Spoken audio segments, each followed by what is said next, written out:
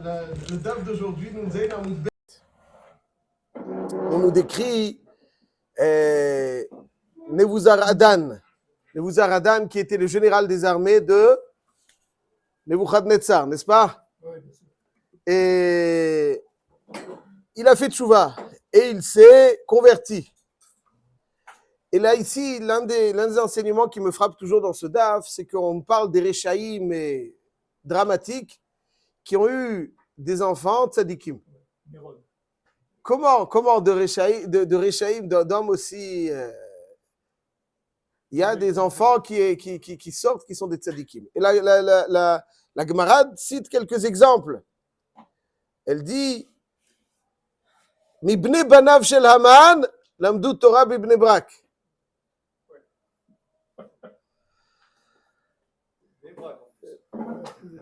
Mibne banav shel Sisra, limdu tinokot birushalayim. Sisra, c'était le chef des armées du roi de Canaan, avec Yael, etc. Donc c'était quelqu'un qui a fait souffrir malheureusement le Ham Israël. Et on dit de lui donc. Pardon? Birushalayim, limdu tinokot birushalayim, tinokot shel Bet Rabban. Et mibne banav shel Sisra. Des petits-enfants à Sisra, la descendance de Sisra, ont enseigné la Torah à Yerushalayim. Sisra. C'était terrible. Yael, elle s'est débarrassée de lui, mais comment? Mibne banav shel Sanheriv, limdu Torah berabim. Sanheriv, c'est celui qui, à l'époque de Chizkia, il est venu faire le siège de Yerushalayim. Il a amené pour conquérir Yerushalayim 185 000 soldats. 185 000 soldats. Et ils sont tous morts par une magéfa. Et il est retourné bredouille. Donc Sisra, Aman, Sanheriv, on prononce ces mots, et il dit que la descendance, מבני בניו של המן לימדו תורה בבני ברק, מבני בניו של סיסרא לימדו תינוקות בירושלים, מבני בניו של סנחריב, qui est לבני בניו של סנחריב שלימדו תורה ברבים? שמעיה ואבטליון. הרי שמעיה ואבטליון, c'était des guérim. Hillel HaZaken, on connaît l'histoire avec Hillel HaZaken. Hillel HaZaken, comme il n'avait pas d'argent pour payer au chômeur du Beth Midrash, il est monté sur le toit avec la neige. Et c'était qui? Shmaya Vavtalion. Nassi Avbeddin. Nassi Am Israël. D'où ils viennent? Minibnei Banav Shel Sanheriv. Ouais, c'est vrai. Comment on peut comprendre ça? Comment on peut comprendre ça que des hommes aussi prestigieux, Shmaya et Avtalion, c'est une chaîne, un des maillons dans cette chaîne de Messirat Torah, il vient de Sanheriv. Un homme terrible. C'est la meilleure façon de montrer que c'est lui qui... Ouais, c'est intéressant ce que vous dites. Intéressant ce que vous dites. C'est vrai. Mais quand même, voilà, qu'il soit du Yichuz. Comment vous avez raison, Hachem il décide, il n'y a pas personne. La Torah, elle donne l'opportunité à chacun. Bon, essayez de voir les maasés, qu'est-ce que... Dans Masechet Sanhedrin d'Av Tzadik Vav Amud Bet, il y a la Gemara similaire. En général, quand on connaît une Gemara, on en connaît deux ou trois. Il faut savoir, chaque fois qu'on étudie un morceau de Gemara, on en connaît deux ou trois. Chaque fois qu'on étudie un Tosfot aussi, on en connaît deux ou trois. Ouais,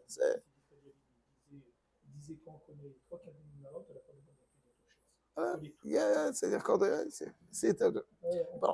en tout cas, il y a marqué ici que Nebuchadnezzar, voilà, Ve'av mibnei banav shel oto rasha. Donc, מבני בניו של אותו רשע ביקש הקדוש ברוך הוא להכניסם תחת כנפי השינה. נבוכדנצר, אז אמרו מלאכי השם והקדוש ברוך הוא, ריבונו של עולם, מי שהחריב את ביתך ושרף, donc il voulait aussi qu'il aurait pu avoir des enfants dignes. Nebuchadnezzar.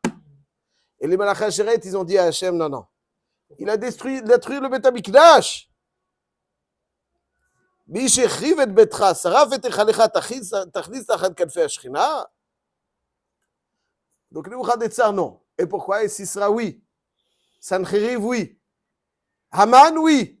Haman? מבני בניו של המן למדו תורה בבני ברק. Et Nebuchadnezzar, non. Pourquoi? Parce que החריב.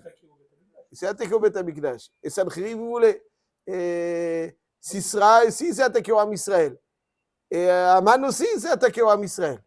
Non, mais là, c'est le Beth Amikdash.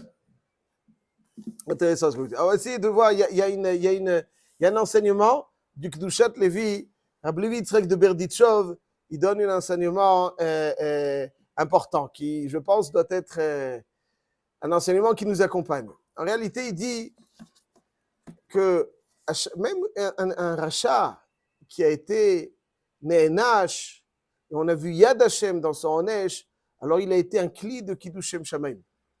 Il a été un moyen pour Akadosh Baruch Hu de montrer sa gloire dans le monde. Alléluia Hashem kol goyim, shabehu kol haumim, ki gavar alenu hasdo. Intéressant. On demande aux goyim de glorifier Hashem parce qu'il nous a comblés. Parce qu'il nous a comblés, donc eux, ils doivent le glorifier. Ça marche parce que nous, entre guillemets, on n'est pas au courant des plans. Alors, il y a deux pshatim.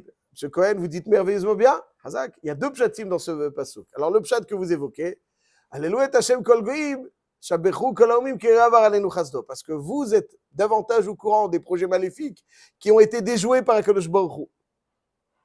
Alléluia Hashem ki gavar alenu chasdo.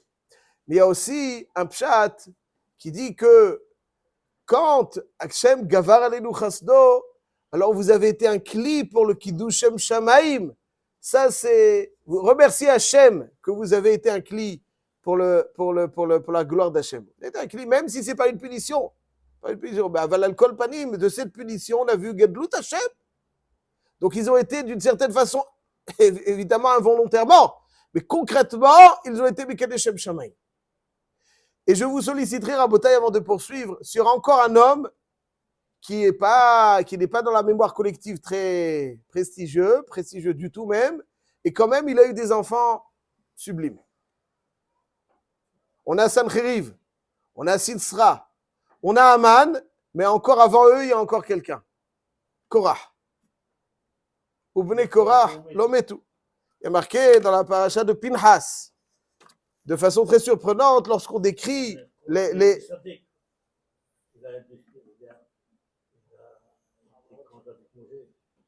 Il était sadique, j'ai pas compris. Sadique ou tzadique? Avant ça. Mais avant il a fait des bêtises. Ses enfants, qu'est-ce qu'ils ont fait? bon. Ils ont toujours joué. Au Bnei Eliav, il y a marqué, donc on parle dans Pinchas, on décrit la famille de Reuven. Les familles de Reuven. Au Bnei Eliav, Nemuel, Datan va Aviram.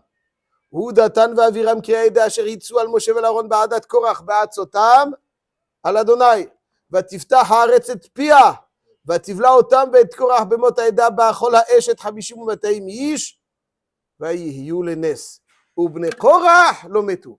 Tout celui qui lit ce passage, que je suis M. Cohen, il a dû se poser la question, qu'est-ce que viennent faire les enfants de Korach qui appartiennent à la tribu de Lévi avec la description de la tribu de Rouven dont faisait partie Datan et Aviram. Oï la Racha, oï l'Ishchedo. C'est ici que quand tu décris la famille de Rouven, tu me dis oublie Korach Lometu. Azloï Ben Ezra, il pose la question. Rabbi Levi Yitzhak de Berditchov, il dit Vayihiyu lenes. Ça veut dire qu'il y a eu quelque chose de Kiddushem Shamaim. C'est parce qu'il y a eu Kiddushem Shamaim par Korach que Bnei Korach Lometu et ils sont à l'Ulikdula. Ça veut dire que lorsque quelqu'un est un cli de Kiddushem Shamaim dans le monde, même si finalement il n'était pas du tout dans cette direction, et malgré lui, il y a eu un Kiddushem Shamaim parce qu'Hachem il a montré sa force dans sa punition. Aval Tachles, concrètement, il y a eu un Kiddushem Shamaim. Quand il y a un Kiddushem Shamaim, alors ça se répercute sur les enfants. Et là, il y a donc les enfants le Sachar, il est dans les enfants parce que finalement, il y a eu Kiddush Shem Shamaim, le Sachar. Et c'est d'ailleurs Shmuel était un des descendants de Korach, n'est-ce pas? Alors Korach, lui, il a vu dans sa descendance, d'ailleurs dans Divrei Hayamim, c'est là qu'il s'est trompé. Il a mal interprété. Lui, il croyait qu'il allait avoir une descendance comme ça parce qu'il était Chashuv. Une descendance comme ça, je Chashuv. Mais il a oublié cet enseignement du Kedushat Lévi. C'est que des fois, Adérabé, au contraire, c'est parce qu'il va être l'objet d'un Kiddush Shamaim, négativement. J'entends par là, par l'expression, que ses enfants. Et c'est pour ça qu'il a eu Shmuel, il est marqué dans Divrei Hayamim, que parmi les Lévi'im, l'Amnatseah, les Korach, ça veut dire que dans les Lévi'im, il y avait des plus prestigieux, c'est écrit dans Divrei Hayamim, Aleph. C'est des enfants de Korach. Ça veut dire que tout celui qui œuvre pour Kiddush Shamaim dans le monde, c'est la meilleure façon pour lui d'avoir ses enfants donc idéal. Et Aman,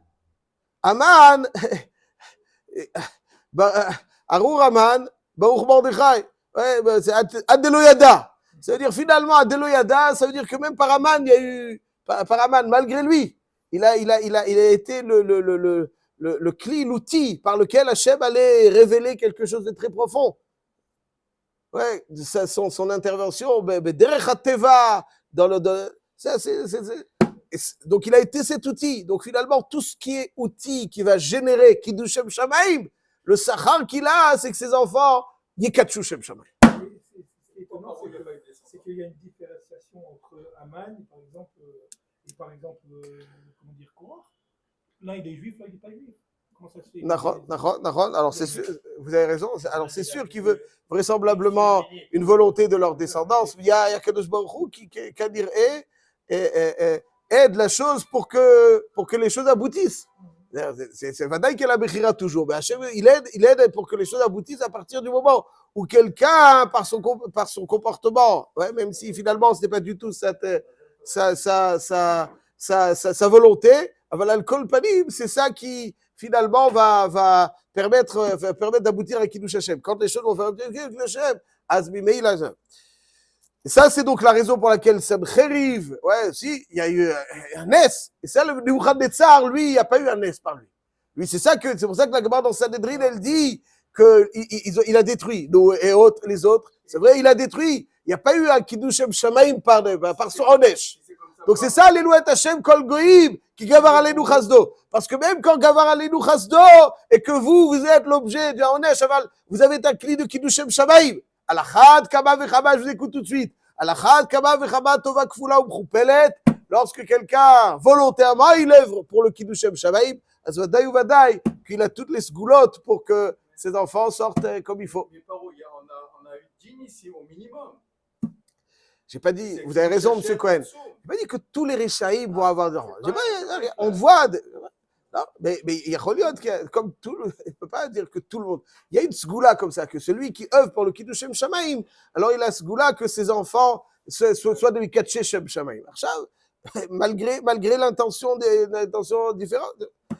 Je dis, juste pour terminer, dans la paracha de cette semaine, n'est-ce pas, la paracha de cette semaine, on voit le souci de Moshe Rabbeinu pour HaKadosh Baruch Hu. Il y a marqué, Vaïdaber Hashem el Moshe Lemor, Nekom, Nikmat Bene Israël, Met Abinyanim. HaKadosh Baruch Hu demande à Moshe Rabbeinu de venger qui? Bene Israël. Et Vaïdaber Moshe Lam Lemor, Echaltsu B'itechem Anashim Natsavam, Veyu al Midian la tête Nikmat Hashem be Midian. C'est-à-dire Moshe Rabbeinu se soucie de la vengeance d'Hachem et Hachem il se soucie de la vengeance du Ham Israël. C'est cette réciprocité. Ça veut dire qu'il œuvre pour lui, il œuvre pour Hachem, les Kiddush Shem Shamaim. Il va faire des Kiddush Shem Shamaim. Ça c'est ce qu'il est. Où est-ce qu'on retrouve? Il y a un autre Reb Levi Yitzhak de Berditchov dans Kedushat Levi. Aujourd'hui c'est notre thème, c'est Kedushat Levi. Ouais, c'est retour Yagen Alenu de Reb Levi Yitzhak de Berditchov. Il dit Reb Levi Yitzhak de Berditchov que dans la Torah, comment est-ce qu'on appelle Pesach dans la Torah? Hagamatzot. Et nous, comment est-ce qu'on l'appelle? On l'appelle Pesach. Ouais. Alors pourquoi il y a cette différence entre l'appellation? Allez-y, Rabbi Shimon. Il dit Reb Levi Yitzhak de Berditchov Il dit comme ça. Il dit que par l'appellation, Hachem, il fait l'éloge de Ham Israël. On l'appelle Chag HaMatzot, la matzah, c'est la précipitation, le symbole de la précipitation. Zacharti la chesed neuraich, ahavat klulotaich, lechtech acharai bamidbar, be'eretz lo zerua. La matzah. Donc Hachem, quand il donne un nom à cette fête, il fait l'éloge du Ham Israël. Il donne un nom qui va faire l'éloge du Ham Israël. Alors nous, quand on donne un nom à cette fête, on va lui donner un nom qui va faire l'éloge d'Akadosh Baruch Hu. Pesach, Passach. Ouais, c'est comme ça, à chaque fois, quand on aime quelqu'un, on va faire son éloge et lui, il va faire cet éloge. C'est cette réciprocité. Mais comme Nikmat Bnei Israël, Akadosh Baruch Hu, il dit ce qui me dérange, c'est que les Midianim, ils ont abîmé le Ham Israël. Ça me dérange. Mais comme Nikmat Bnei Israël, Moshe Rabbeinu, il dit au Ham Israël, L'inkom Nikmat Hashem. Ce qui me dérange, moi, c'est ce qu'ils ont agacé. Qui vachol était Betsaïr Hashem. Nikmat Hashem. Ça, c'est le Kiddush Shem Shamaim. Et c'est ça, donc, finalement, le cli dans lequel Akadosh Baruch Hu, il réside, c'est cette volonté d'être Mekadesh et Shmo, Et quand, alors si déjà on voit, si on voit un contraste, pour terminer, on voit, des Rechaim Gmurim, Tachles, ils ont été un outil de Kiddush Shem Shamaim, malgré leur volonté, contre leur volonté, c'est pas du tout leur intention. Et quand même, Ibnei Banav, Shel Haman, Lamdu Torah Bibnei Brak. Al-Chad Kama Vechama, quand on œuvre pour ça, Kadosh Baruch Hu Yezakenu, pour avoir Zera Kodesh, Banim ou Bnei Banim, Oskim Batorah ou Mitzvot. Chaque fois, c'est ce qu'on met. On a fait le rôle, je ne sais pas combien de milliards. Ça, c'est l'autre question que vous posez. Oui, mais c'est Guzma. Ça, voilà, ça faisait longtemps, Guzma.